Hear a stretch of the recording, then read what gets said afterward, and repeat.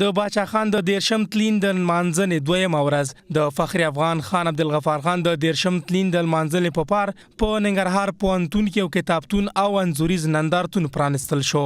د یاد پوهنتون چارواکي وایي دا نندارتون د عدم تشدد د سرلاري باچا خان په نوم پرانستی دی. باچا خان د اونۍ په مناسبت او د 13 تلین په مناسبت ننګرهار پوهنتون بیلابیل پروګرامونه پیل کړي دي. په دې لړ کې لومړنی سیمینار 13 ورځو، دوهم سیمینار نن دی او ترڅنګ د کتاب او د انځور نندارتون دی.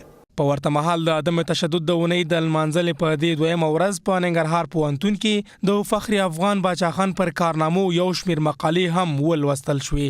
نن چې کوم دلته کومه غونډه ده دغه نندارتون چې موږ ګورو په هغه تصویرونو باره کې چې کوم احساس موږ ته رابخي یا کوم تشریح چې د انځورګر ارباب صاحب کوله یا دلته چې په مقالو کې موږ بیا د باچا خان په اړه د هغه د خواریو په اړه د هغه د فکر په اړه کومې خبرې واورېدلې یو ځلې بیا موږ ته انرژي راکړله. دوی هغه خلک دي چې تل غواړي پښتون قوم د دنیا د نور معتبرو قومونو سره په ترقۍ کې په پرمختګ کې چې کوم ده د یو شی سي او هغه امنناکه فضا کې چې نور وګړي ژوند کوي پښتانه هم له دغه څخه برخمن سي. د عدم تشدد د سرلاري باچا خان د کارنامو او افکارو په اړه به مو ډېر څه اورېدلي وي، خو د نندارتون کې دې انځور ته په کتو د هغه د ټول ژوند او ټولو کارنامو هغه خلص سوانح نغښتې چې هغه به د خلکو ترمنځ د توپیریز چلند د له منځه وړلو هڅه کوله